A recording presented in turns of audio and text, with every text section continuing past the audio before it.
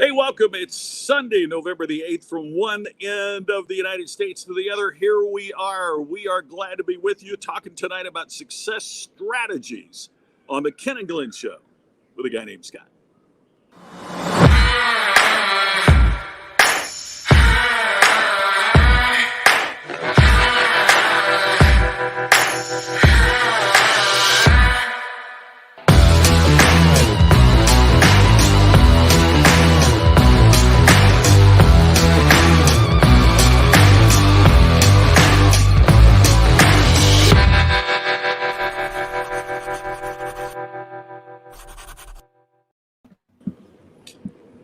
And please welcome the stars of our show, Ken and Glenn, and me on vacation, a guy named Scott. Good to see you guys. Good to see you. Hey, aloha. Aloha, Scott. Thank you. Hey, for aloha. You know, when you have third billing in the show and that's your backdrop, I think you're doing okay.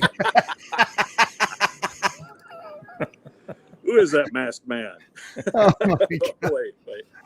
Well, we want to open tonight with not really an apology, but an acknowledgement that we missed our first week of the three of us live together last week, and we did the best we could by throwing together a last minute hello from Nashville, because Ken and I were together there. But the three of us enjoy being with you guys, and yeah, we're sorry that we weren't here for you, but we do have our own lives, and we were in three different locations. So we're glad to be back. Anyway, how was your week, guys? It was. I want to say hey to Victor Antonio. I don't know if you guys know Victor. Victor is one of the, if not the leading speakers and thinkers on sales on the planet. Yeah. And Victor is as good as it gets. Holy crap.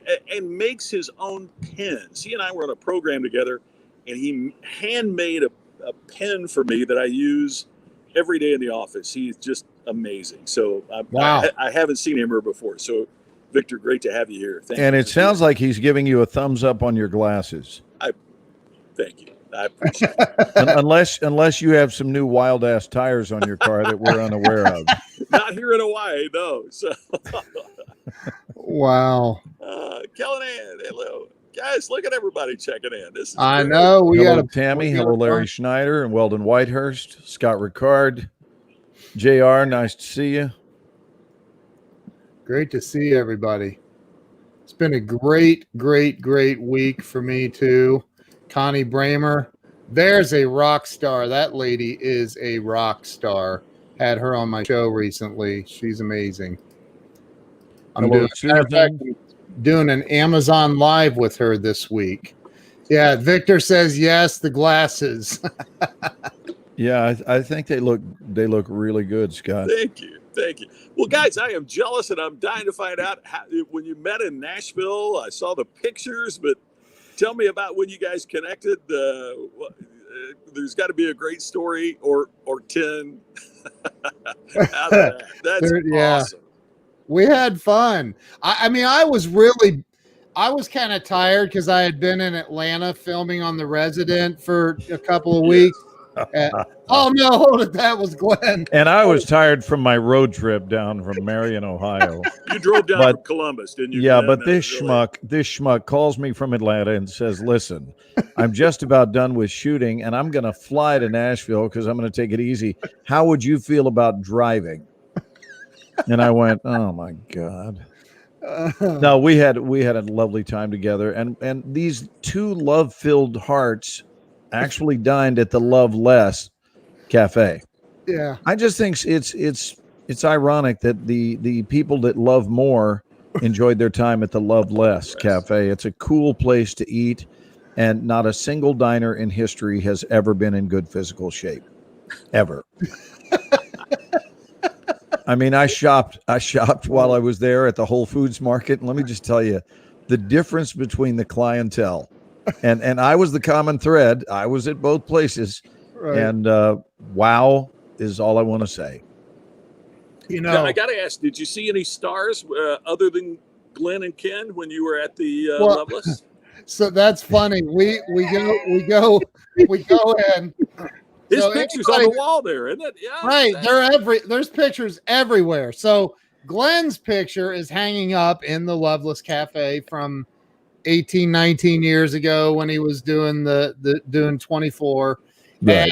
And so he's like, my picture's in here. I'm like, oh, cool. Let's go check it out. And so you walk in. Have you ever been there, Scott? Yeah, just one time. Yeah. Okay. So, you walk in and there's the little whatever room, and then you walk into the main cafe area, and there's literally the walls are lined with 500? I don't know how, just a lot of photos. So I'm like looking at the wall over here going, okay, there's a lot of freaking pictures. How are we going to find Glenn? And I'm looking and the cash register's right there. And Glenn goes, dude, as soon as you walk in, they have me on display. And I'm like, where? I'm thinking there's freaking 1,000 of them up there. How did you spot yourself that quick? And he's looking at me and kind of down. And I'm like, it's literally one of the first pictures on the left when you walk in the Loveless Cafe. That's so cool. I was like, you got to be freaking kidding me. Cool, yes. Cool, yes. However, simultaneously utterly worthless when it comes to putting a dent in the amount of time you're going to wait for your table. So oh my God! Pictures on the wall don't eat free. No, right? and it was I didn't figure that, but I thought maybe a little cut in line. You know what I mean? Something, a little something to suggest your sense of specialness, or thanks for coming here again, or we enjoy your show, or whatever. And Ken was such a salesman. He was like, so my buddy, he's in there on the wall. That's great. So again, you were saying, how long is your wait? And the woman looks at him and goes, sir, it'll still be 45 minutes. She did. And so Scott, I say, I'm like, and it's a young girl. She's the back behind the cash register. I just walk over and I go, so all of these people up on the wall, how is it that how do I get up there? And I'm trying to act all famous, and she goes, well, sir, you have to do something memorable.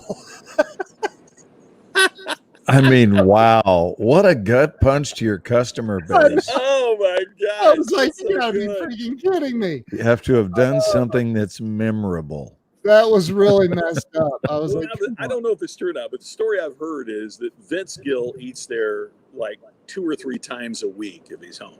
He just goes in there for breakfast all the time. And every time he's there, it's name. yeah.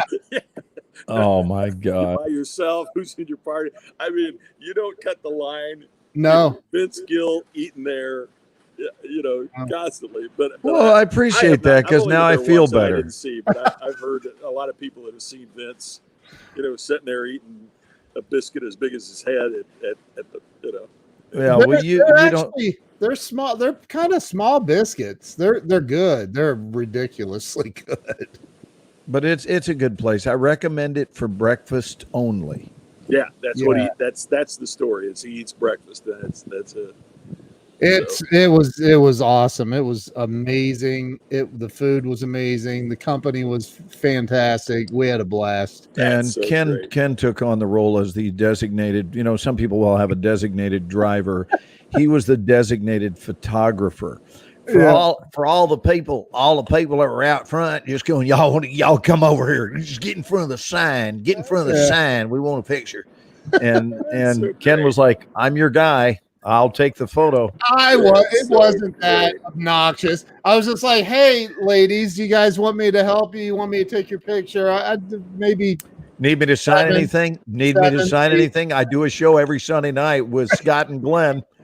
If you need me to sign anything while I'm taking your picture. The one girl did say I looked familiar. I'm kidding. So yeah, it was fun. And it was, we left there incredibly full. Like, I think I may have said to Glenn on the way to the car, I think I'm going to throw up now. So I want to share with you guys that today was a symbolic mile marker. career-wise, and I'm not joking about this, and on a Sunday, no less, when typically there are, hey, Tim Gillette, typically there are no developments work-wise that happen on Sundays. They don't film on Sunday. They don't call agents on Sunday. And I've never had a job offered to me on a Sunday. And I had 2 jobs offered to me today, which will be worked on this week. But it's really interesting. And one of them is a movie. But the other one is a chance to be the spokesperson for a product. And it's a friend of mine who has invented this product. But I just thought it was interesting because in case there was any ounce of denial on my part that I'm getting older, I was asked today to be the national spokesperson for, you guessed it, a hearing aid company.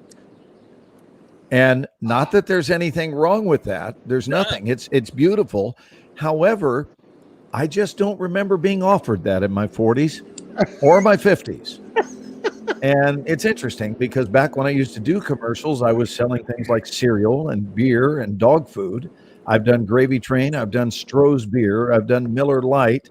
I've done cornflakes. I've done about 25 national commercials. And now it's time to start doing the hearing aids commercials. Oh my God. And of course we go from that to, it's interesting. I said, I'm happy to talk shop with you. And I did add this text. I said, I'm going to read it right now. I said, thanks for thinking of me.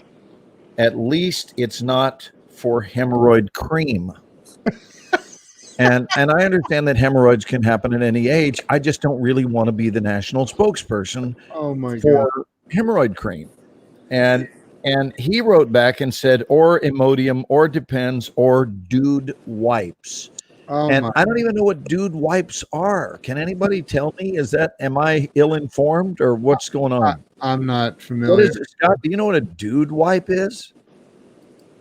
Is it? How do I put it? You know, when you play golf and you go up to the tee and there's the thing, it's called a ball washer. Yeah. Oh, wow. Really? That's what a Dude Wipe is? A what? Well, it's really where I am in my career. How did we go from golf balls to dude washing? What's that?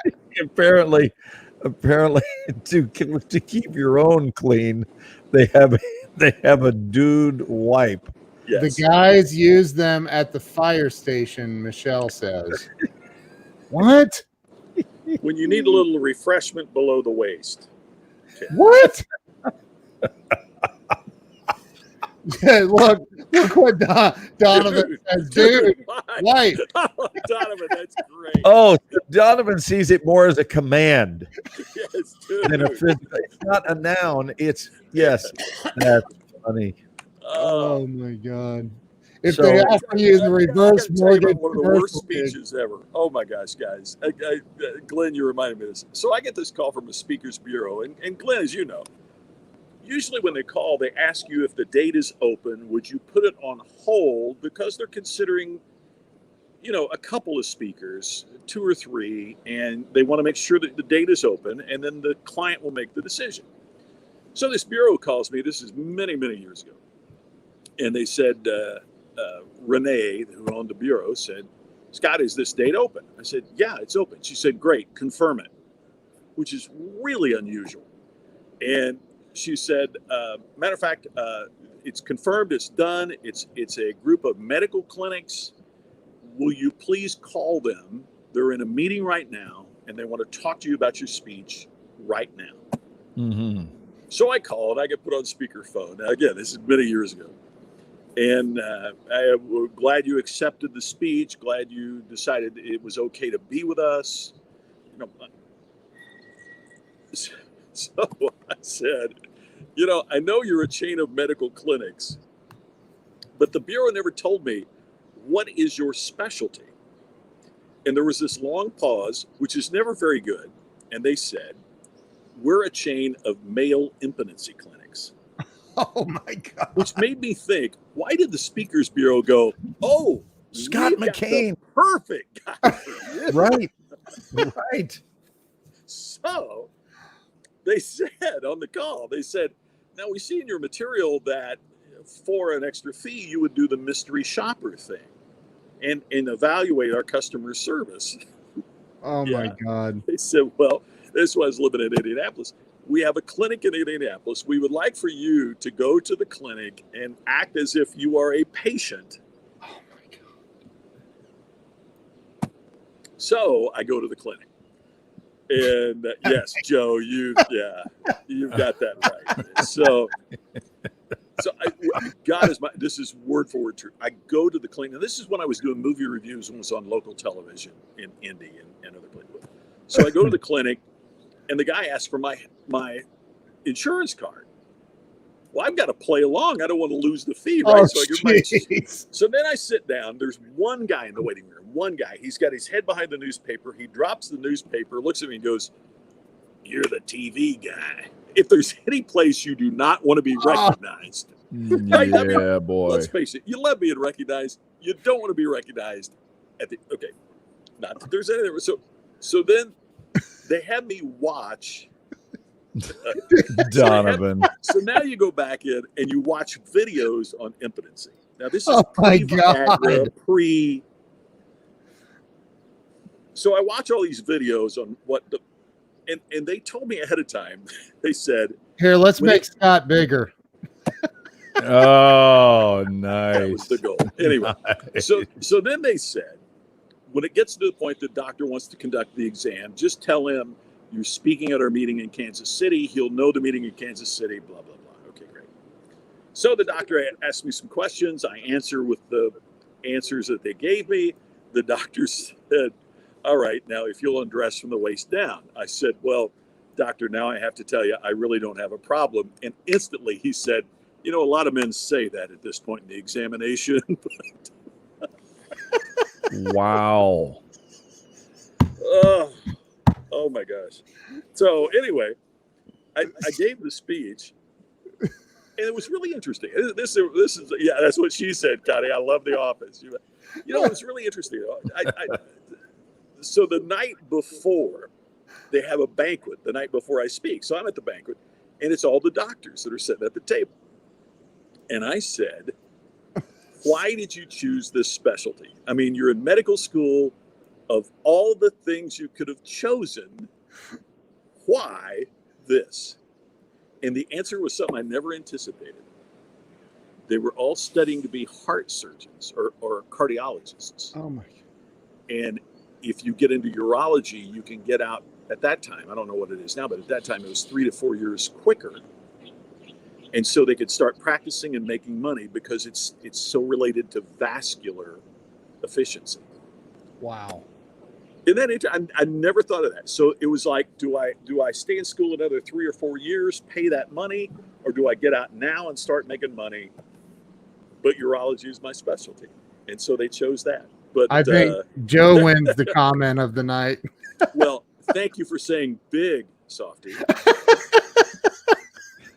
There's the oxymoron of the year.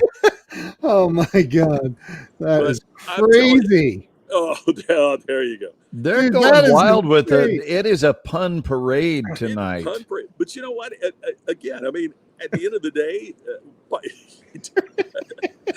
talk about a niche market. But at the end of the day, just like you guys are talking about, it's an important thing, and God bless them. I mean, the doctors that are doing it are providing a great service. But this was so interesting because it was right before Viagra hit in such an important way. And so here's the other thing. That one of the questions they asked me, and you guys will appreciate this as speakers, is why aren't we getting more referrals? And I said, okay, so do you suppose I'm going to say, hey, Ken, hey, Glenn, I've got a problem. And if you guys have the same problem, I said, why aren't you marketing to the wives? And they were like, we never thought of that. And I was like, what? Yeah, it just blew my mind. I said, market to wives, because a wife will share something with another wife and can gently ask her husband, or, hey, did you know? But no guy is going to say to another guy, hey, guys, this doctor solved my problem. How about you? as crazy as it sounds to bring this all back to, it really says how far away so many groups are from their customers, how they don't understand how their customers feel when they do business with them, or how their customers, because they didn't have a clue why they weren't getting more referrals. And I would never say to you, hey, by the way, guys, I have this problem. If you've got this problem, Yeah. no guy would ever say that. And we should be. I'm not saying that, but That's crazy. It was crazy. And to this day, I still go, why did the Bureau think we got the speaker for you? And how long ago was this? Oh, it was before Viagra was big. So, I mean, it's been 20 plus years, but I will never forget that long pause when I said, what's your specialty? I forget which comedian I heard, because they have all the warnings, and they say, if you have an erection that lasts longer than 4 hours, seek, immediate emergency help or something, or see a doctor. And this comedian's like, if I have an erection that lasts longer than 4 hours, I'm throwing a party. Absolutely. I'm calling everybody. I've had some of those weird career calls. I remember that I was slightly offended when Quantum Leap called, and they were interested in me playing the leader of the KKK. So it was the same idea, not really something you wanted to be affiliated with. And my agent called and said, we just got a call over at NBC for Quantum Leap, and they're interested in you playing the head of the KKK. And I said, it's not like I'm a racist. And they said, we know that. I said, okay, what's it pay?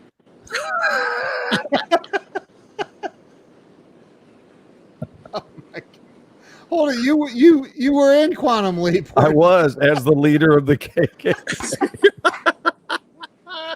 Oh my God. Thank God I've got a lot of people who do understand it's acting. It's acting. Right? Yeah. Wow. That is so funny. So we're talking about winning strategies and career strategies. And I want to offer one that I've offered to my students a lot over the years, and probably the most overused word, certainly one of them, if not the most overused words in personal development circles, wellness weekends that people attend, is the word goals, which years ago I started replacing that word. And I will say it was a noteworthy replacement. It has helped my life immeasurably, and I've helped a lot of people with this, and that's to replace the word goals with nature, to actually begin seeing it as your nature. Is it your goal, for example, to be more prosperous? No, it's my nature. Is it your goal to be more healthy? No, it's my nature. Is it your goal to be more loving? No, being loving is my very nature. So we realize that perhaps somewhere along the path we have strayed from our nature, and that it's more about returning to. And the other thing is, when you see something as your nature, then it is eminently havable, and it exists right here, right now. Chances are it's probably buried underneath some sort of rubble of untruth that has been imposed upon us societally, and of course not without our permission. I mean, we gave our permission, albeit innocently most of the time, but we had bought into some form of societal imprinting or family imprinting. And when we see things as our nature, I know that even winning has never been my goal. I've just always seen winning as my very nature. And it's interesting that the more I think in terms of things being my nature, the far better the outcome is than when I treat something as a goal. Now, I want to introduce one more word here that to me that's the replacement word for goal. But I want to offer a word that's not a replacement goal. It's a word that's more powerful in terms of demonstrating one's commitment to it. And that is the word insistence. And I work with this a lot with my students to say, the issue that you're running into is that you don't have a high enough level of insistence, that something is still existing for you in the realm of goal. And to me, the identifiable difference between a goal and an insistence is people will walk away from a goal, but an insistence is something you will not walk away from until it's done. And it is a mindset. That is when you decide, no, this is what's happening here for me. And you don't have an insistence of anybody else. You don't insist what they do out of their lives. And the only insistence that I have for people that I'm going to be involved with is a basic level of respect between all players involved. Other than that, I'm not big on having insistences on anyone else other than myself. But I have some rather elevated insistence levels with regard to me. And what I find out, or what I find from this is what demonstrates a very satisfying life being birthed, is because it's not merely your goal, it's an insistence. And you don't walk away until you've achieved what you set out to achieve. So it's just a deeper level of commitment, and there's nothing casual about an insistence. And I believe that the greatest coaches that have ever lived had very, very elevated levels of insistence.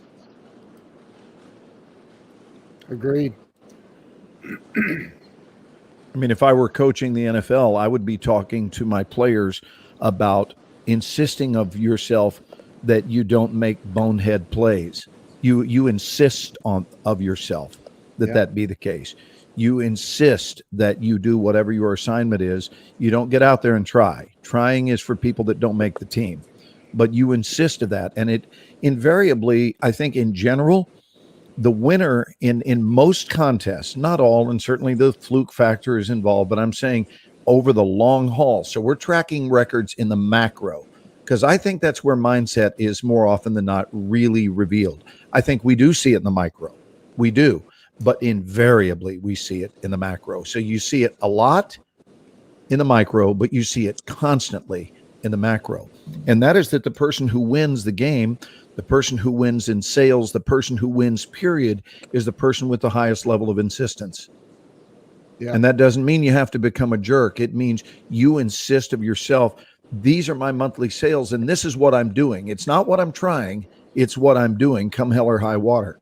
Well, I agree with you, and I think that there has to be an extreme level of readiness, preparedness.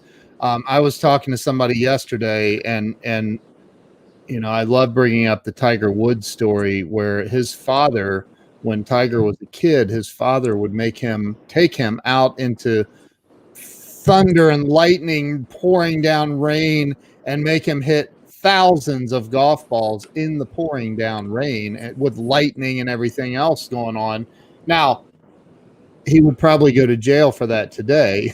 Right. but it created something where Tiger, like, then on a sunny day, it's a walk in the park, and he became one of the greatest golfers to ever live on this planet as a result of his preparedness. And I truly believe that it was that gave him that insistence to never, ever, ever give up. I mean, how many rounds of golf did the guy play where, he was definitely going to lose, and he freaking comes back and, shoots 5 birdies in a row and an eagle. And I mean, it's about preparedness, but also that burning desire. My question for either of you would be, where do you think, if you were to say, I know exactly where that burning desire comes from? Because there are plenty of people who never become successful by any kind of definition. But man, they have all the talent in the world and the ability. Where does that come from? Do you know? Do you have an answer for that?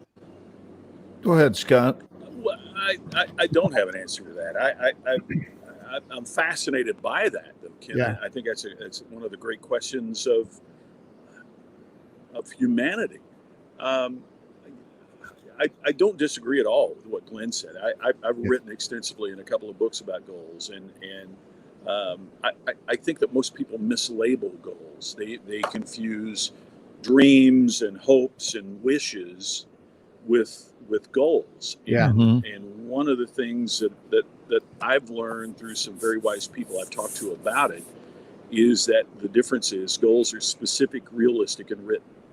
So whether however we might label it or whatever we might call it, and it's the rose by any other name, but that's part of the problem. And most of what's out there doesn't talk about the realistic aspect of it. I mean, at my age and my weight, I am never going to be the jockey that wins the Kentucky Derby. I can set a goal for that. I could make all of my lists and plans of what I need to do, but it ain't going to happen. But yet most of us don't set unrealistic goals. We set unrealistic time frames. And we have become a microwave culture. We expect that if we decide we want it, we can make it happen instantly. And that's not the real world. And it's not the only differentiator, Ken, to your question, but I think it's one of the main differentiators is that, and it gets back to Glenn's excellent point, which is that if it's truly our intention, if it's truly our goal, if it's truly our commitment, then it's not the issue of when it happens isn't as important as that it happens. Right.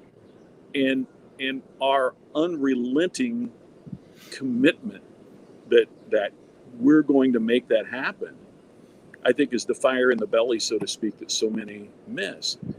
However, I think another important aspect, and Glenn, I'd really be interested in you, is that we also need to know when we need to quit. I mean, there are some people, we see them every year on American Idol. They absolutely believe that they are a great singer, and they're not. And it's not an issue of, if I just had more singing lessons, or it is that your talents lie elsewhere. And I think in this social media and instant gratification world, some people think, boy, if I just go on Instagram and post a few pictures, something will go viral, like it's all about luck. And it's Tammy has really been great about kind of criticizing me for using the word luck. Luck is random chance. Tammy says you're very fortunate, but I wouldn't call it luck, because you practice giving a speech every night in your bedroom when you were in high school. You have worked. Okay, so your career is good fortune, right? Because things broke your way, but it was not random chance. I mean, Ken, what you're doing with live streaming, Glenn, what he's achieved in acting, there is good fortune that happens along the way, but you guys have worked you worked your ass off, and as so, have you. Yep. Well, thank you. And so we are all so blessed and so fortunate, and we should never forget that. Right. But it's not like we bought a lottery ticket and they pulled our number. And even to win the lottery, you got to go buy the ticket. I mean, it's not that they just show up at your door and knock and give you the money. So, I mean, so much of it's like a Coke bottle, no deposit, no return. And we fail to understand that so many times. Yeah, you're right. So I agree with everything Glenn said. I just think that's so important, and whatever the name might be, and I love the terminology he's put with it. But it's all about, and Glenn, I love what you said about, Bobby Knight, being a Hoosier. Bobby Knight years ago said, I've got a ton of players that want to win. He said, what I need are the players that will prepare to win. Mm-hmm. Yep. Well, and then there's also things of recognizing and this goes back to the serenity prayer, the wisdom to know the difference. You talked about when to walk away would fall into the heading of the wisdom to know the difference. And also to really grasp what is and is not within your jurisdiction, because there are certain things. So, for example, in my line of work in show business, what I insist on is not what they do. What I insist on is what I do. So I have an elevated insistence that I bring nothing shy of my A game every time, period. When I go into the studio, I am at that place of readiness, and I make it as simple as I possibly can for them to choose me. That's what it comes down to, but I can't make them choose me. What I can do is eliminate every reason to not choose me. Just get rid of anything that's within my controllables. And if it's something like my age, I cannot control that.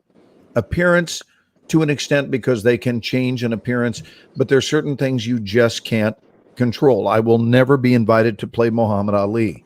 That's not going to happen any more than you're going to be a jockey in this year's Kentucky Derby. The same thing. But as long as I insist of myself I'll tell you exactly what my words are with my students. I tell them that your job is not to get the job. And I've been an audition mastery coach now for 36 years. And whenever I ask audiences, I say, why do we go on what you folks refer to as auditions? I do not. And that'll be one of the first takeaways tonight, is that the minute you shift auditioning consciousness into meeting consciousness, because that's what you're in there to do, you're in there to have a meeting with these studio heads at Warner Brothers or MGM or Fox Television or whatever it is, but you're there to have a meeting. You're not there to prove. You are on a playground while others are on a proving ground.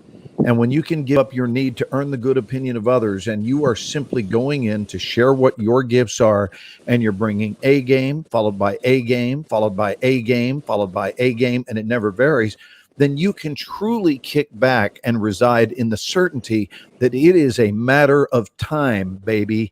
That's all there is to it, because it's the only game you deliver when you're in those rooms. And the phone, the inevitable byproduct of that is that your phone does ring. You don't have to hope, wish, or want it to occur. All you've got to do, your job is to keep bringing your A game. So here's what I teach them. Now I move them out of that mindset of, well, we go in there to get the job, right? That's what we're supposed to do, is to get the job. No, that's actually one of the worst strategies ever.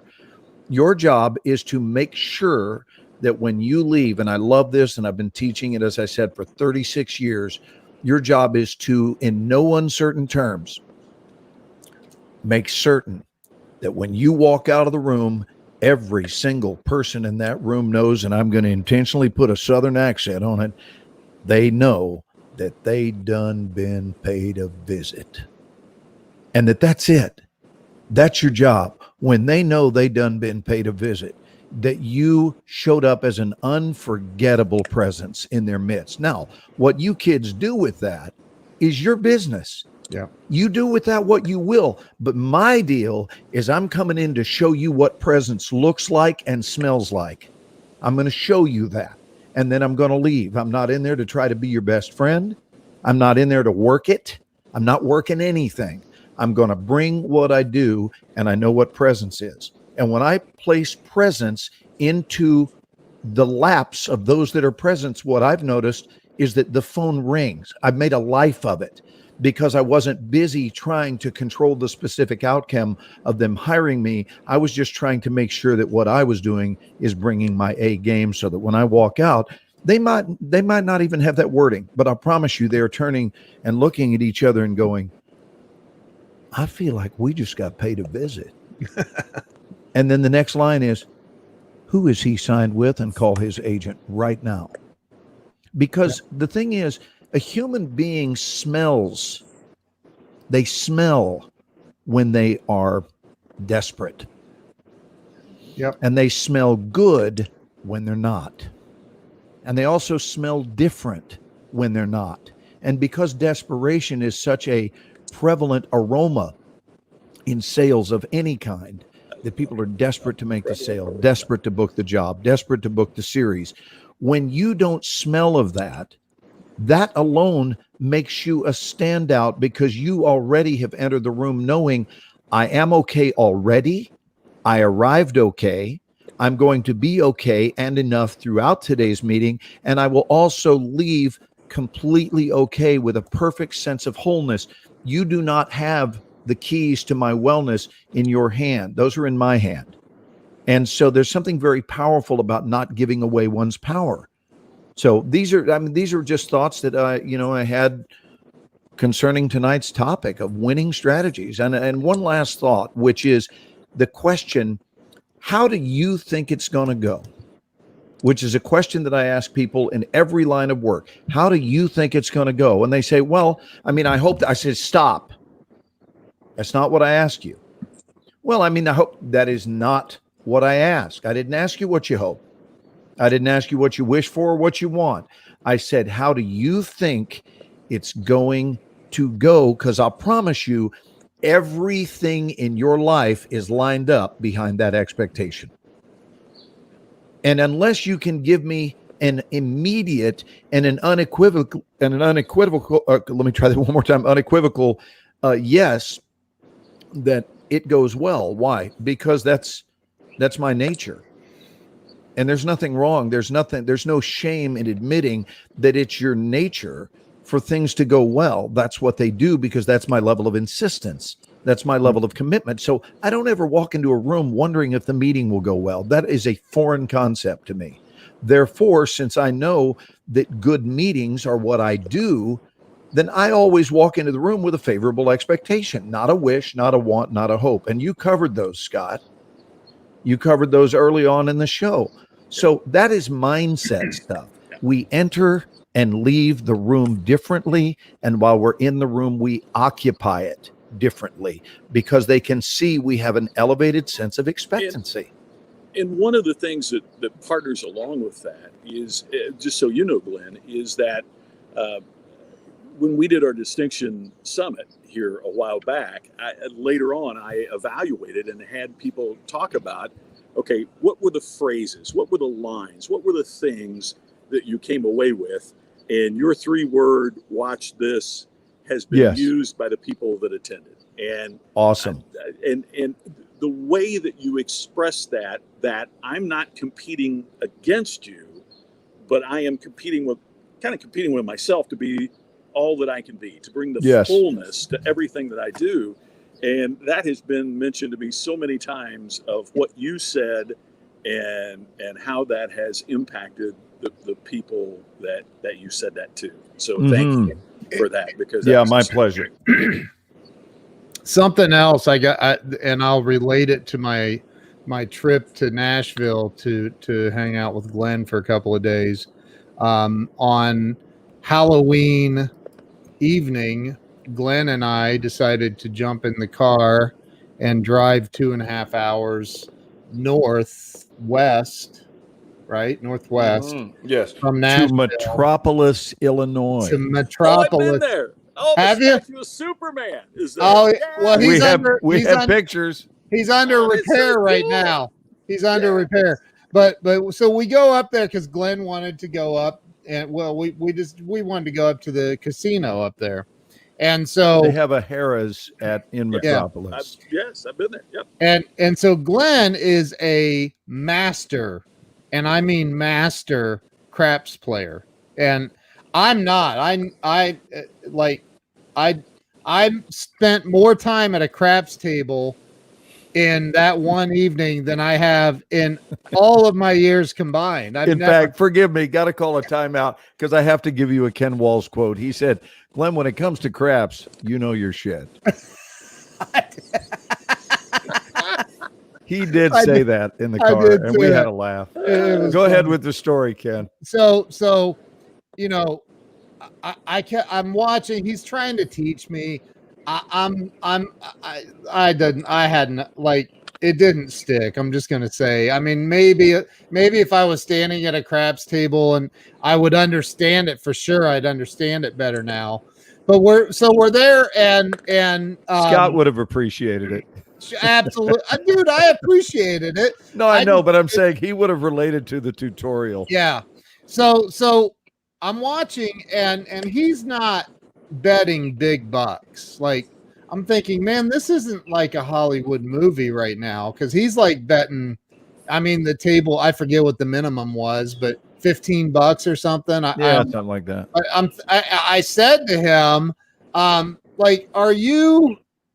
I mean, what if you put $100 down on each one of those? He goes, well, and he explains very methodically, you could lose, And one of the things I walked away from that night, because I think he ended up playing maybe 2.5 or 3 hours total. And then they shut the damn casino down. They literally said, hey, this is the last. At 11 p.m. on a Saturday. Yeah. Yeah, it's crazy. So I mean, I want a little money, but not enough to shut them down. You know what I'm saying? Yeah. No. So no longer Harrah's, it's more showers, right? this is what this applies to what we're talking about tonight. Glenn exercised the most unbelievable level of patience that I think that's why I don't know that I would be good at craps, because I have no patience for shit like that. And I was like, dude, would you throw down $1,000 already and win so we can go? Like, but that's not how the game is played. That's the fast way to lose $1,000 on one roll. So I was like, I just saw this unbelievable amount of patience, and that does apply to what we're talking about, because you may be really, really good at something, but you have to have some patience. I don't think Tom Cruise walked in and on his first audition or whatever, that he instantly became the Tom Cruise that we all know now.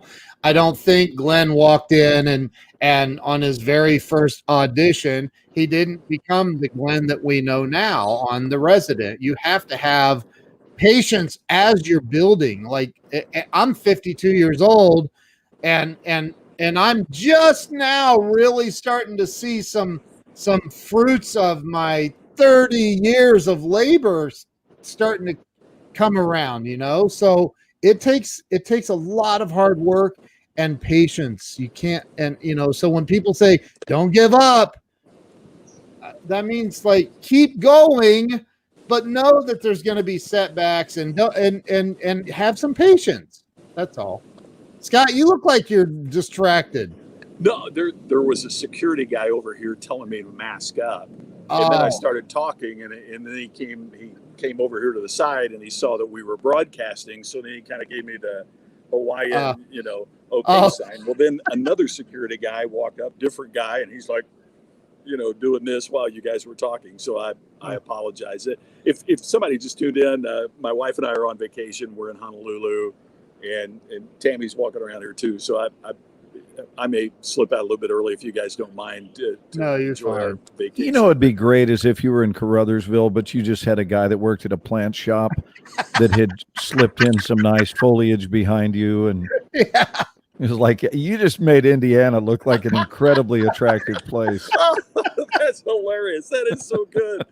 Yes, that's right. Well, they don't have many palm trees in Crothersville, but maybe I could get Sherry, the local florist, to help me out there. Wow. Notice, not one of the florists. It's Sherry, the local florist.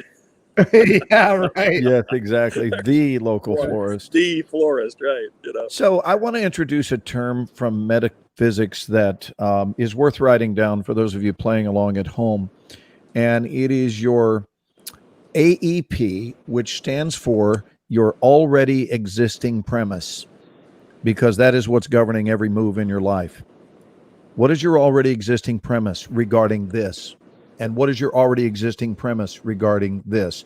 And you'll have a separate one for each and every area, and there may be striking similarities, but basically life is unfolding according to your already existing premise. So for example, let's say that you hold the already existing premise that relationships are difficult. Well, I'll promise you that's what you're going to experience. And it's not because they are. It's not because they are. It's because that's what your already existing premise is about it, regarding it. And I'm going to prove this. There is no future in casino gaming as a way of life. It's a tough road. However, the games can be beaten, and I'm proof of that. But notice, I have a regular job, right? That's not my job. It's something that I enjoy. It is a place where I completely chill and relax. I have loved to play dice since I was 21 years old. That's 40 years of playing this game. And now I find myself, because you can play it in Oklahoma, an hour and 15 minutes away from any dice game I want at any time. So at least once a week, I will go up and play for a little while. And I absolutely love it. But here's what I want to offer, because I want you to be real clear that this is not a story about craps. This is a story about mindset. Please get the distinction, because I'm going to make you a promise in advance. If you play craps, if you decide to give up everything, your business, your work, your income, and you decide, I think I'm going to take up craps, probably not your best decision. However, if you're going to make a decision to play anything, or for that matter, do anything, let's at least do it the best it can be done. There are a whole lot of people that tried to tell me not to go into the acting profession. And I got to tell you, you shouldn't if your mind is wrong. But if your mind is right, then it's going to create a different scenario for you. Now, let me give you an example of this. Last night, I went and played, and I won. Again, I had a lovely evening. But on the way up, I was talking to a couple of people that went along. We had gone to dinner with a large group of people, and some of them were talking about this at the table. And I said, what's interesting is that most of the players, before they ever walk into a casino, so let's take the casino and make it life. It's not even about the casino anymore. It's life. It's that big world out there. And so this is sort of a microcosm of the big world out there. And I want you to listen to the language that people use. They will say things, and I'm talking about often. They will say things like, well, I mean, I've got a couple of $100 to lose, so let's go. I'm sorry, what? I'm sorry, what did you just say? Right. I have a couple of $100 to lose, so let's go, which means their minds have already been, so that is an already existing premise where they understand when I go in the building, it's not to play and win, it's to play and lose. Yeah. And so it's done. So you mentioned something. I don't remember the exact wording, guys, but you mentioned about who would you say knowing when to quit or whatever. I believe it was you, Scott, was saying. And I would tell you that there are people who I would tell that your time to quit is now, and that time would be before they ever even started. And I mean it. I mean it. There are people I would tell you, you actually should quit, because you've dropped enough hints verbally in my midst to where I already know in advance you are dead as a duck in the water. It is over with, and you haven't even come out of the starting gate. How are we able to prognosticate to that extent? Here's how. It is done unto us according to our belief, not our hope, not our wish, not our want. That's why I say, what do you believe? Well, I hope. That is not what I ask. Well, I want. That is not what I ask. What do you think is going to happen? Because every part of your beingness is going to get lined up behind that expected outcome, your already existing premise. So you have to ask yourself, any field of endeavor you go into, what is my already existing premise with regard to this, with regard to everything, and then break it down on a case-by-case basis. You also have one weapon when you play that they don't have. And it's amazing to me that people don't use it. It's called your legs. Your legs are your weapon. So when I walked up last night, I knew exactly what I was after. And I knew that if I hit that I was done. Well, guess what? I was done in 20 minutes. Took me an hour and 15 to drive up, an hour and 15 to drive back. But that's the kind of discipline a player has to play, unless they're just there to play. But if they're there to win, once you've hit your achievable projected goal, you use your legs and you walk over to the window where you cash out, and those chips become cash. You can do that. There is nothing that requires you to play on. And that's a discipline that I find shows up in every area of my life, is to have a plan when I go in. And I think that plans and strategies, they really keep you on track. And I think if you don't have a plan, I mean, we see it in sports. They have a plan of what do you do when you're at the 50-yard line? What do you do if it's 3rd and 2? What do you do if it's 4th and 1? Depends on where you are in the field. How do you play when it's under 2 minutes? I mean, it's everything is depends, but it depends on the clock. It depends on field position. It depends on who's quarterback, who's injured, and all this. But no matter what the scenario is, they have a plan for it. Yep. So if you follow the plan and you follow it to the nth degree and you are disciplined up the wazoo, you will fare better than your neighbor who has no friggin' plan, but they got a lot of high hopes. And I got to tell you, the unemployment lines are packed with people with high hopes. High hopes are not going to be what gets your butt over the goal line. That's right. I'm jacked up, guys. This stuff fires me up. It does. Several years ago, Glenn, I did a lot of work for Caesars, right? Speaking for Caesars. And yes. So I was giving a speech, and Gary Loveman, who at that time was the chairman and CEO of Caesars, is in the front row. So I, like I do every speech, talk about being from Indiana and Crothersville, my hometown, and what I learned in our local grocery store. And so Gary, as he asked me to call him, walks up and he says, well, I'm from Indianapolis. So I didn't know that. I said, yeah, I live in Fishers, suburban Indianapolis. I said, well, where'd you grow up? He said, 38th and Shadeland. So what am I trying to tell you? Well, 38th and Shadeland is kind of where, for lack of a better term, the black ghetto met the white ghetto. It was a point of real conflict. And so I said to him, you're telling me you didn't grow up with money? And he laughed. And I said, so we had a great conversation. I said, so I always love asking why you. I mean, how did you get to be the chairman of Caesars? Sure. And he said, well, I was a consultant. I didn't work for Caesars. I was a consultant. And part of what I said to them is, there are people who come in your casino and they've decided they are going to win. And they do. And they have the discipline to walk away.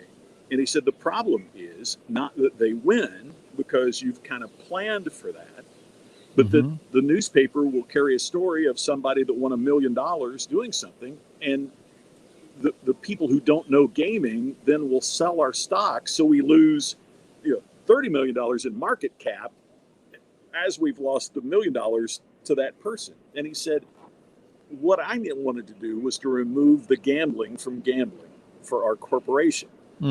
Let the players that have discipline go to Bellagio. Let the big slot players play at Caesars, because I know whether they're putting in $100 a time or whether they're putting in, $1 a time at a slot machine, I know the percentage I will always keep on that. And he said, the players that come in that have discipline and play when they feel confident, he said, they can tear you up. And he said, I'm a mathematician, but there is no math that will prove it. But he said, I know it's true. And it's exactly what you said. And that's how he became the chairman of Caesars, is really following what you said, that there are some players. And there again, your point about walking away. A speaker pal of mine sent me this thing, and I cannot remember who said it, but it was one of the things he was saying about, it kind of related to the election, but many things. But the line I thought was great. He said, there comes a time in every person's life that we must plant our flag, declare victory, and depart from the field of battle. I love it. Isn't that a beautiful line? I love it. I mean, it happens in small ways and in large ways. It might be in our career, but it might be when you're playing craps. There is a time that you planted your flag, declared victory, and left the field of battle. Yeah. Because why stay? You'd won. I mean, why? And more of us need to understand that. There are times in our lives, whether it's at the craps table or in our career, that it's a really good time to plant our flag, declare victory, and leave the field of battle. Right. And craps, again, so that everyone is not thinking that I'm sitting here trying to advertise craps as a lifestyle. Craps here is being used as one of many available metaphors to teach with, that I don't ever walk in with an already existing premise of loss. I refuse to do that. I think that I am too aware of having outswam 500 million other sperm to get here in the first place to buy into the thought of myself as a loser. Right. I simply am unable to do that in this lifetime. And think about what your record, guys, Ken, if you were the head NFL coach, either one of you guys imagine yourself as NFL coaches. What do you think your record would be? Think about this and really picture this. What do you think your record would be at the end of the season if you got to decide when the game ends? Right. Players have that. Would have quit at halftime today. They would have, yeah. I mean, no, but do you know what I'm saying? In other words, if you could blow the whistle and say game over, players don't realize they have that weapon. Every one of them has a whistle where they get to determine when the game is over, but they foolishly behave the way the casino wants them to and expects them to.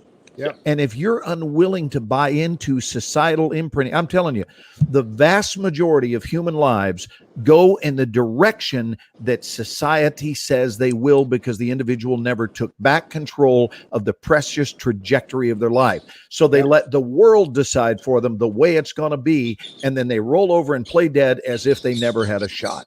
They never had a vote. So as soon as you go, wait a minute, this is nonsense. I've got the whistle in my hand, and I can make decisions that actually return a little bit of advantage to me. You will never have the overall advantage. That's why they continue building these buildings.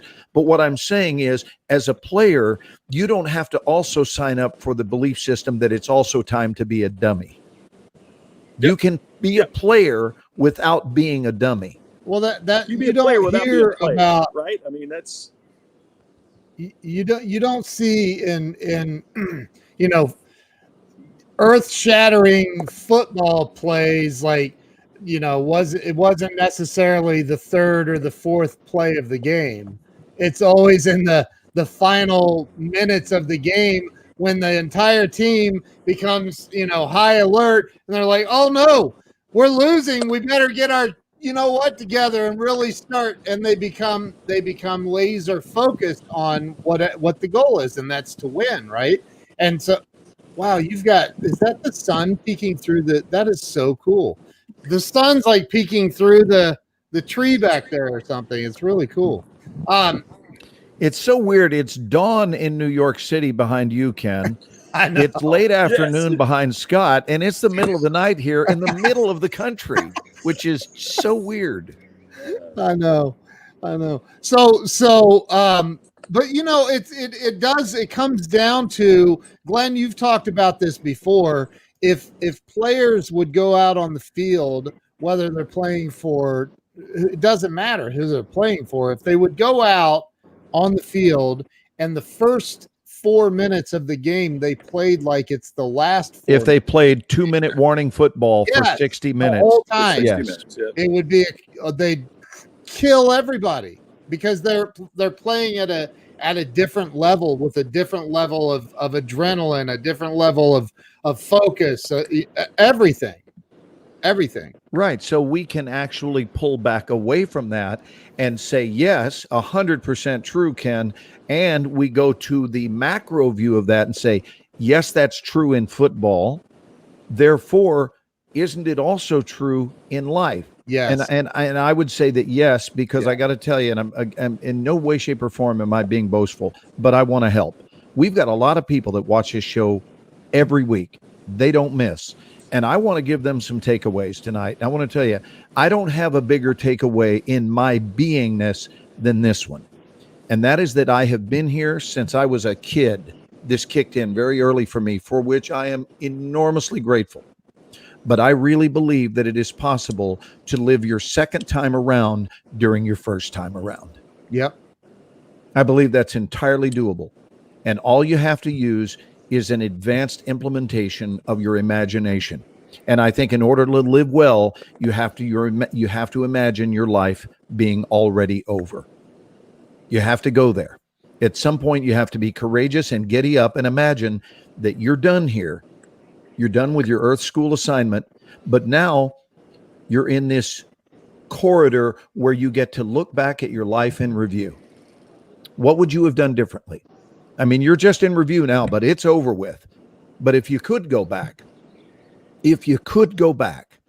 what would you do? How would you approach it? What would your level of intentionality be? What would your level of passion be? What would your level of kindness be? What would your level of decency be? What kind of a helper would you be in the world? All of those things, and really breathe that in, and then realize this was simply a use, probably the most advanced use of your imagination ever, and then now rewind back to today, having learned something magnificent from that exercise, and realize all of that is imminently implementable right here, right now, and get busy doing all the life you said you would have done if you could do it differently. Well, now's the time.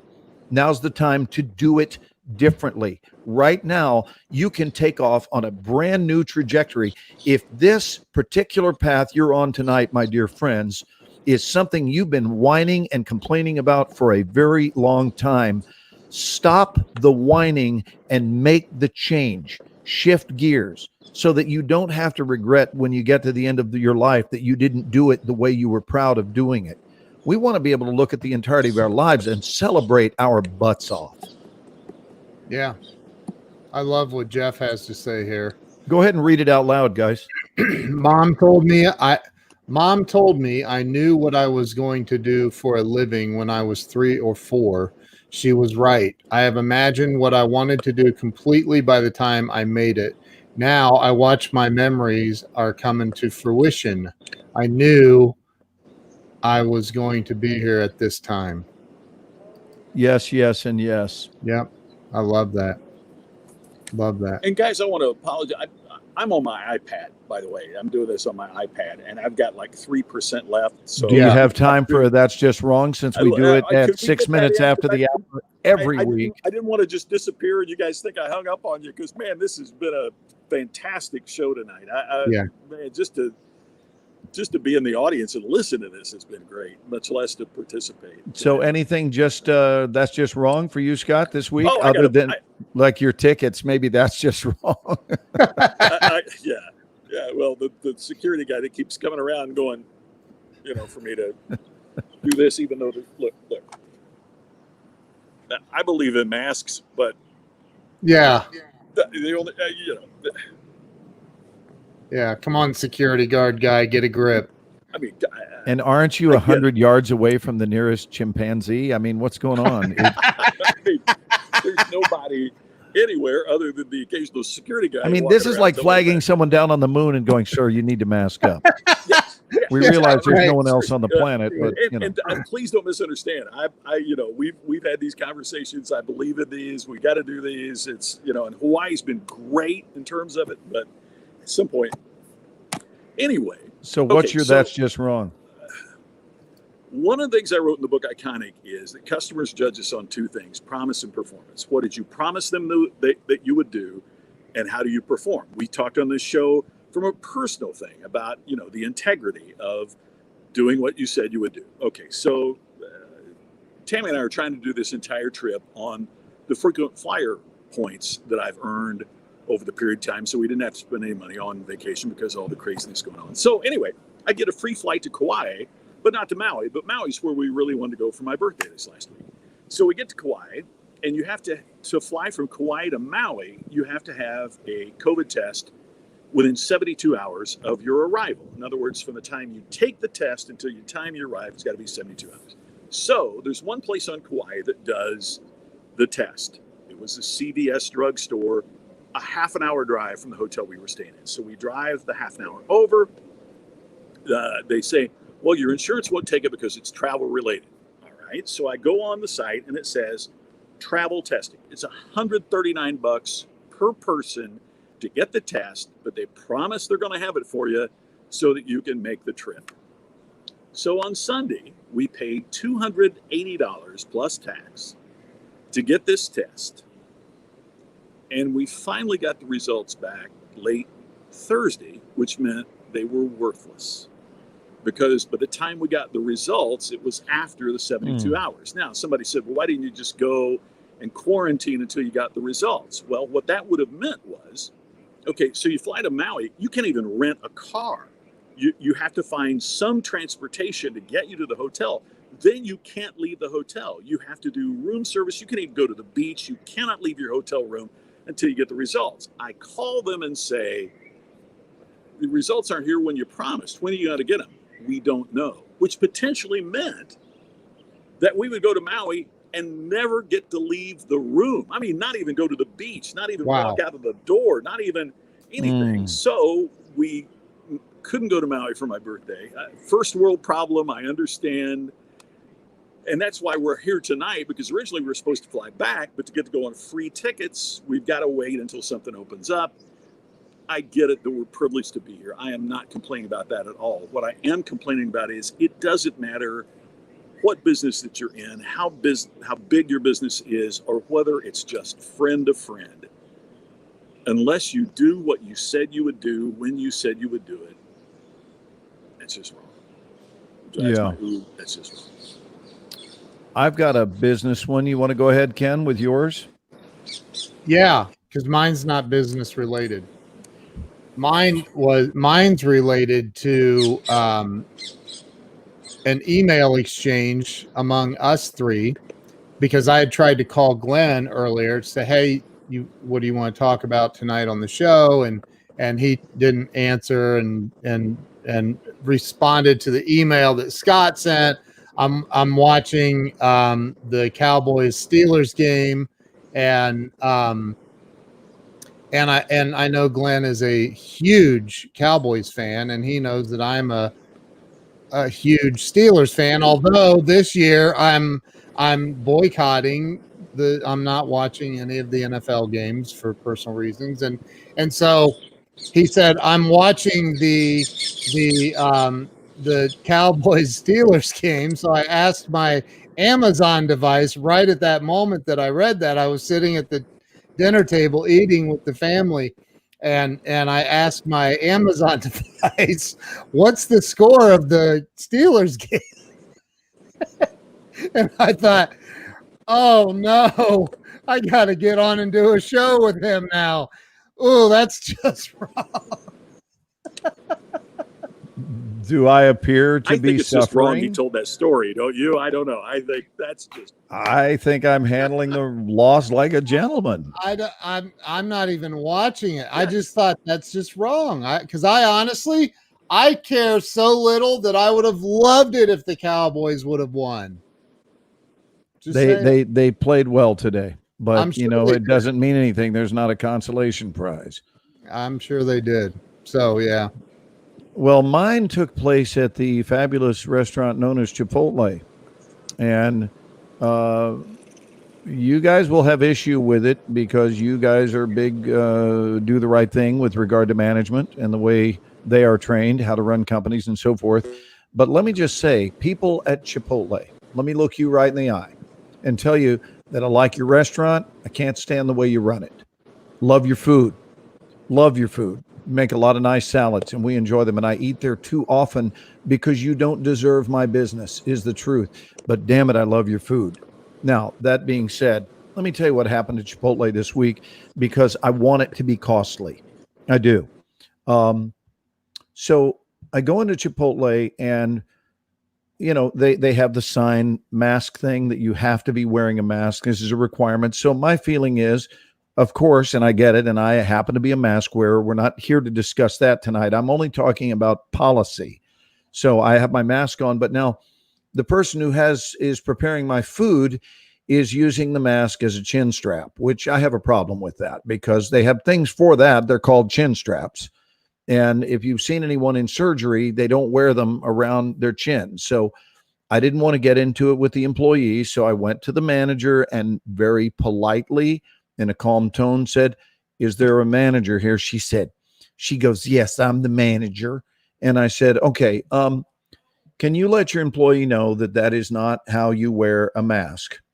That's how I said it. I just said that it is to cover face and mouth when prepping food. And I don't need him spritzing on my food, which he has already prepared. So, I mean, if you're going to have the guy making the food here, there's certain rules you got to abide by. Otherwise, you can't be posting that everybody has to wear a mask. I'm sorry, but I feel very strongly about that. And she goes, here was her handling of it, which I've never wanted to strangle another human being. I've never wanted to do that. But at 61, I might have experienced it that day when her explanation was this. She said, yes, sir, that happens. Wow. Yes, sir, that happens. That's an explanation. That happens. I know, first of all, I know that happens because I see it. I see that it happens. I wasn't so much seeking a scientific explanation for what has occurred or its mathematical likelihood. I want something done about it. And that's exactly what I said to her. I said, I don't need you to tell me that that happens. I want something done about it. And she goes to him. She says, your mask. And she says in Spanish, she has no idea that I know every word she speaks because I speak fluent Spanish, which is my edge. So I listened to her cutesy remarks, and then I informed her, by the way, I said, yo entiendo mucho en español porque yo vivo en Los Ángeles, donde hay muchas personas que hablan español. And she shrunk when I explained to her that I had understood every word she said. And so I'm kind of dealing with this from an elevated place. So here is the one that chapped my redheaded ass. Is I said I want the salad remade, and I said also we would like 2 dressings because we had double meat, and Carolyn and I split it. 2 dressings. She says, now I'm already the upset customer. She says the extra dressing will be 90-cent charge. Is that okay? The extra dressing. Now, mind you, they've already cut the amount of dressing they serve the customer in half. Oh my And that's God. been done in the last few months. It's a half a ramekin, plastic, closed, and that's what they give you. And I said, no, actually, it's not okay. I said, it's not okay unless I'm to understand and help me understand this. Is it your company's belief that it's going to be dressing at the end of the day that takes this company down? And now Carolyn's cringing. She's like, you said that to this person. The man I'm married to just said that. I said, do you think dressing costs are going to be what takes this company down? And she's like, honey, come on, let's just go. Let's just go. So she looks at me, and I said, I tell you what, I not only want to be charged for the extra dressing, I want to be, but I also want you to charge me for 6 more on top of that so that you can give out the next 6 for free instead of pulling this bull crap on the other people that come in here. I want to pay in advance so that you don't do this to your other customers. It took that for her to shove my requested 2 dressings into the bag at no charge, and we left. But that's what I had to do. I had to let her know that I want to buy the next 6 people their dressing in order to not have to deal with this. And these companies need to know that you can't nickel and dime your customers to greatness. That's not how greatness is achieved. You want to support your players. Let them know, thanks for coming in. Good to see you again. Get to know them. If they come in a couple of times a week, get to know their name. They had it right with Cheers. Everybody loves to go where they know your name. Right? Yeah. Throw in an extra something. Hey, guys, I threw in some chips for you. You guys have a great week. Whoever runs these companies needs to know that instead of charging 90 cents for dressing, throw in some chips and you'll make a customer for a lifetime. I think we might have just lost our Chipotle sponsorship. Yeah, well, as they say in Russia, tough shitsky. I'm kidding. I mean, Scott, I know Ken. I rode an airline a while back. Isn't that the kind of thing that just chaps your ass? Back and oh, that's chaps. I rode an airline a while back. I said, hey, I'll give you a challenge. I will fly you for the rest of my life exclusively if you can tell me, because they cut benefits to their best customers. I said, if you can cite one business example of a company that turned around its fortune by cutting the experience to their best customers. And I haven't got an answer. The person told the Denver Post that I was a great customer and they appreciated my input, but they sure never answered me. And there is never in the history of business a company that improved their fortune by cutting the experience and the service to good customers. And that's the problem. I got in an argument with one company. I got in an argument with one company, and I'm about to go out here, but that's all right. You got 10 minutes. Let's see if it'll make it. Well, let's see how far. The CFO said, well, I read your book. I really liked your book, but I won't be coming to your speech because I don't have anything to do with customers. And I said, where do you think the money's coming from? You're the chief financial officer. Where's the finances coming from? Who sent it? It's your customer. And it was like I was speaking like she thought that, like that Chipotle manager thought you couldn't speak Spanish. It was like I was speaking a whole other language he could not comprehend Right. customers were important to the chief financial officer. It's my hot button. It drives me crazy. So think about this. She looked at my very Irish appearance and held an already existing premise, to go Charles back said to what I said Bonanza. earlier, already existing premise that is, of course, this guy wouldn't speak a lick of Spanish. So she goes off, Right. and then I confront her by speaking Spanish eloquently in front of her. So, these assumptions get us into trouble, but I consider that terrible management. And I got to tell you, the only thing worse to me in business than a really bad behavior in the experience of doling out business is an even worse handling of the problem. Yeah. And sometimes we Making it worse. sometimes we see that managers actually specialize in making the problem a much worse problem by their mishandling of it. And those are the ones that if I were the CEO, they would be fired on the spot. Because I got a call. This person gave me like a first day on the job type response. You got a call what? I got a call from CVS, right? Because I posted this on social media. Good. So I get this call from CVS. And the woman was incredibly nice and she said, I am so sorry this happened to you.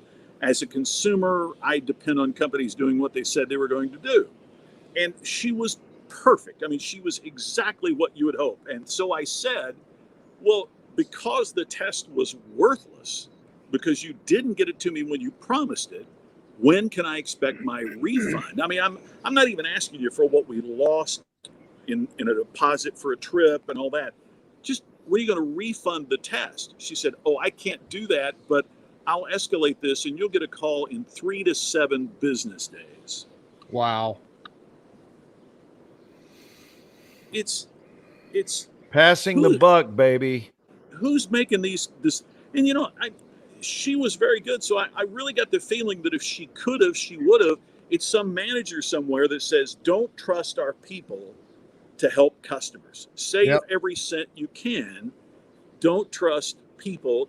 A friend of mine that deals in these call centers was consulting a company, and they were utilities, so they had to answer calls in a specific period of time.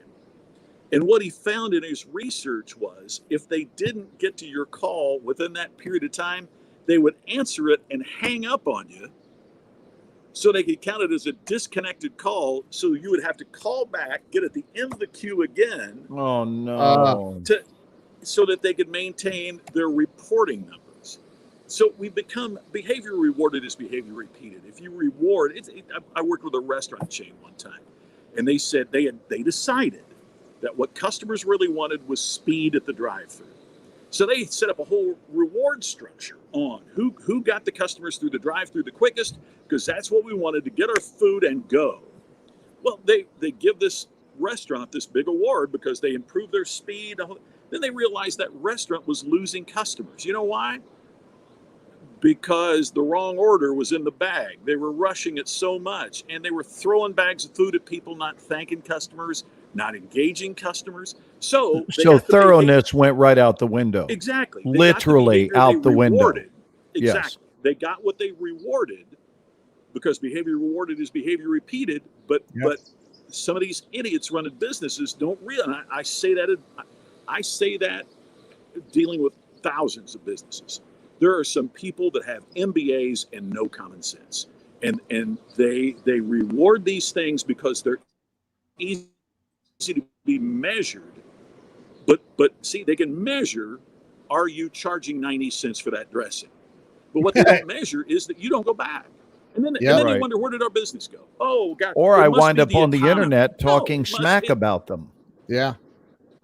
Exactly. So, I mean, I had, 30 retweets of my CVS thing.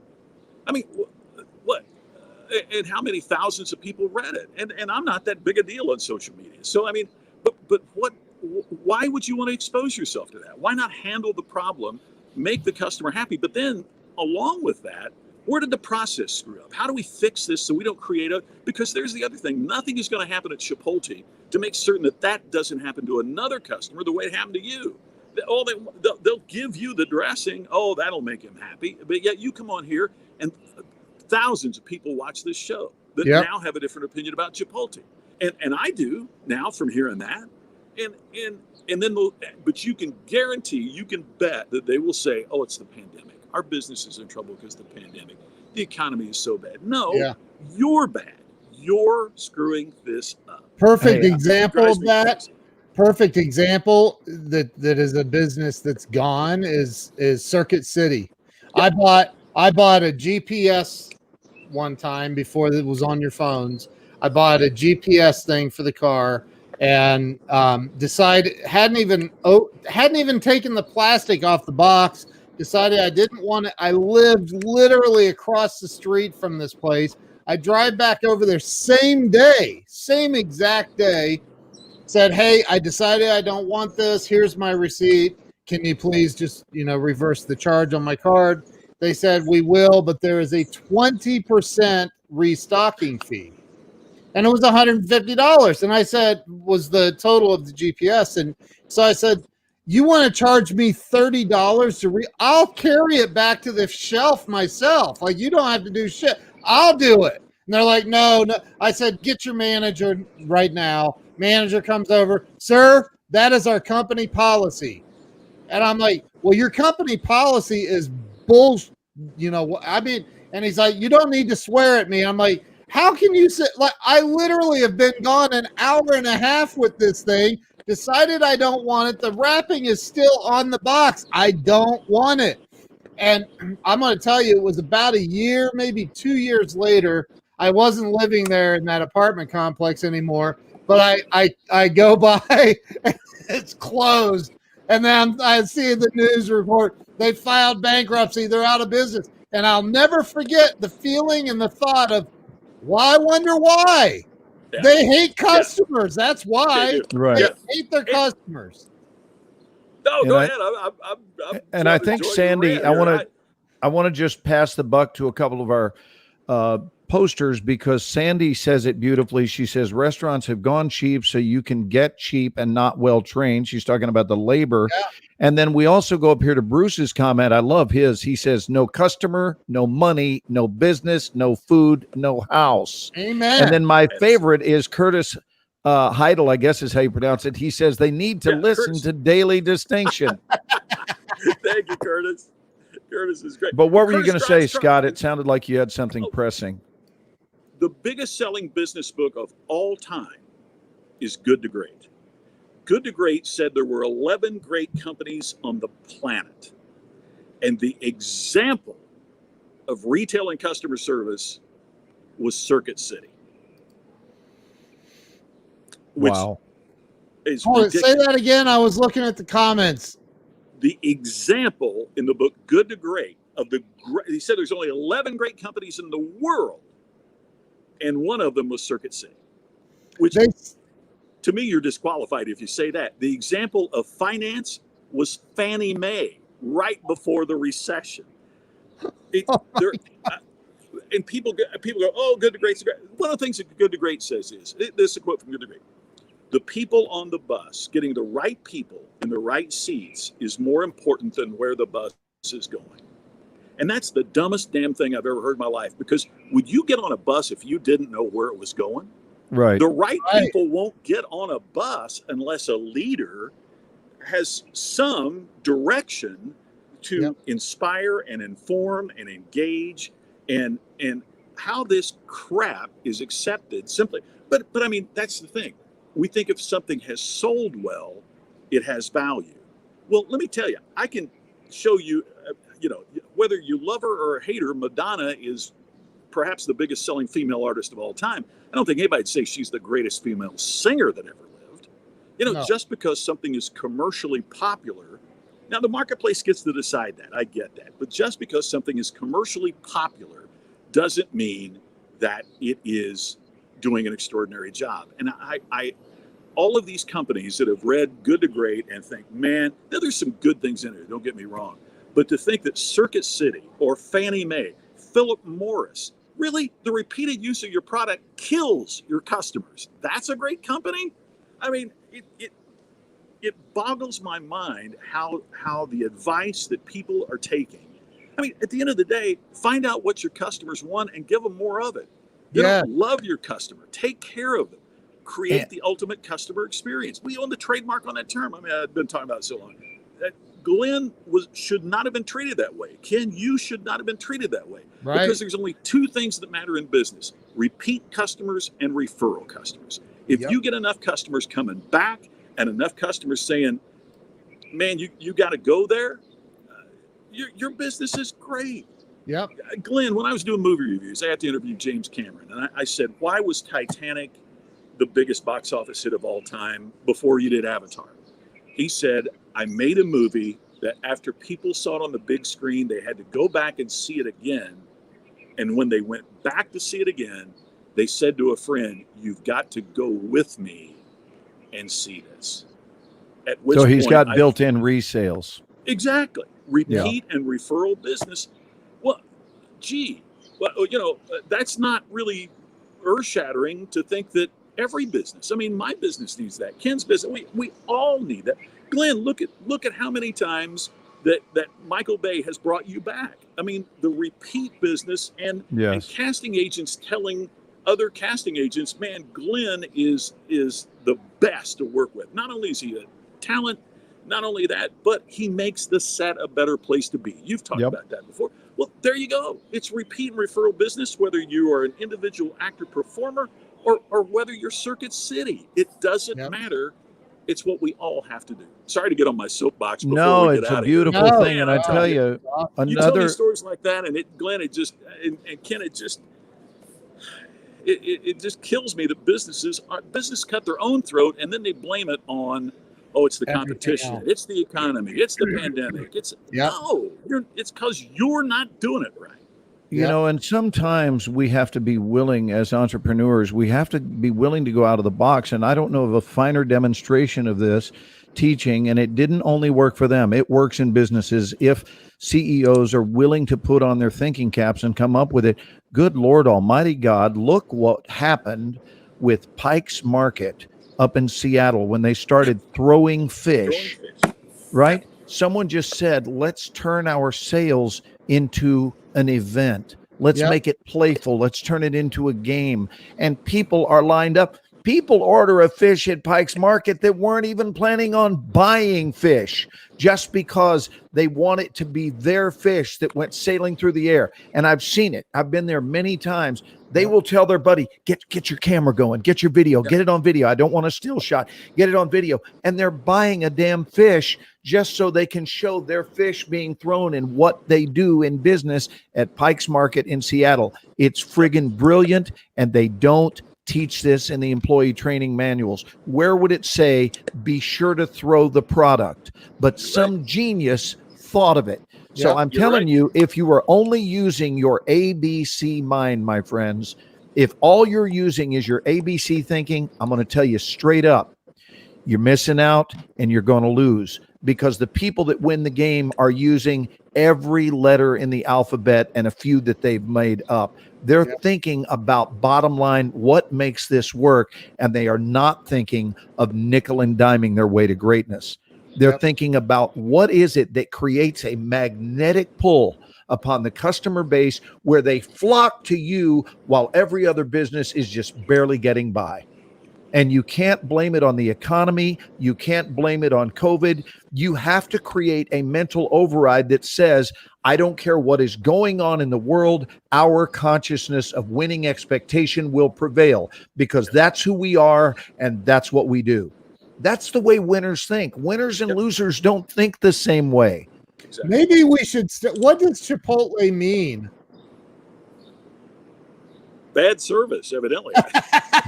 No, I mean, it's a Spanish word, isn't it? Chipotle. So what's it mean? I actually don't know it as a word other than just the name of a restaurant, but maybe it has a meaning.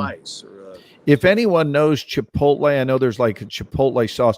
If anyone knows if it's got a specific meaning, it could mean lack.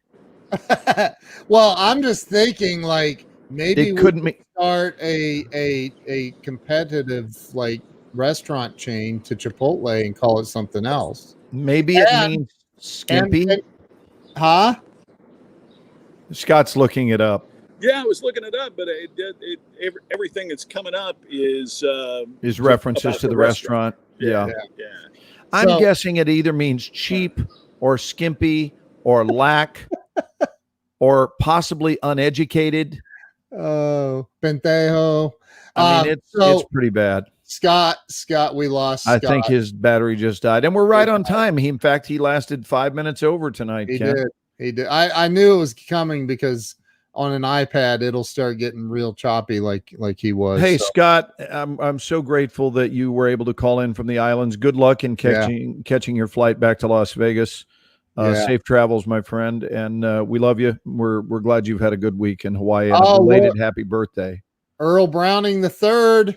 Oh, he says smoked chile. So we need to come up with something and just start a competitive chain of restaurants. And our employees are going to be trained to give that extra scoop without charging for it. Well, this is the second week in a row. We don't count last week because we were on the road, right? But it is the second week in a row that I have filed a Chipotle claim. Or, I mean, a complaint, because 2 weeks ago it was the one that I've laughed about for years, and it's that dreadful second reach when they go back for what is clearly appropriately labeled a microscopic. I mean, you couldn't feed a little baby bird with what they scoop back, but it's that second reach that psychologically is designed to create the illusion that they care about their customer. Yeah. And clearly they think that nobody bothers to look at the tongs and the fact that there's almost nothing in them. Yeah. Wow. Mom stopped going to a business recently. There was a delicatessen and they were making her a sandwich, and they got the sandwich made and they were getting ready to put the bun on it. And the manager walked over with tongs and removed some of the meat from my mother's sandwich. And she never went back. A different person undid the sandwich, removed the meat, and then weighed it and showed the employee. I got to tell you, customers are not supposed to be there while we're watching you train people. Train them in the back. And if you believe that the employee has done an overage, let the customer slide with it and then work it out with the employee on your own time. But we're talking pennies.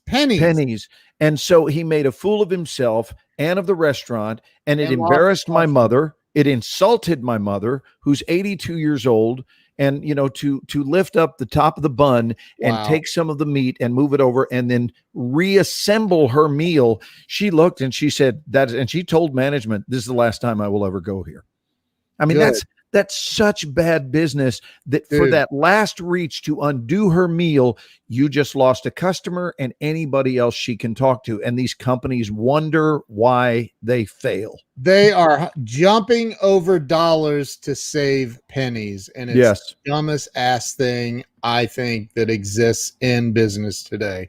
So I have a question for you, Ken, and that is, who is training the trainers? Right. Who is training the trainers? So whoever's writing the employee rule book, who's training them? Who is telling the CEOs your thinking is not, believe it or not, at an optimum level? There are a couple of levels that you're not even considering in your coaching, and the coaching you are offering your employees is the death of your company. And if you want to expand, you're going to have to be imaginative. You're going to have to be creative. You're going to have to prioritize your customer. You're going to have people feeling good and welcomed. All of those things. What, bud? I was going to say, it's not just the fact that they lost your mother. Your mother is not going to be silent and not share with her friends and family. And she's a college professor. Right. So she talks to all her students. Yeah. So she's not going to be like, hey, go over to Sal's Deli or whatever it's called. Because they will rip the meat right off your sandwich and return it to the what the heck?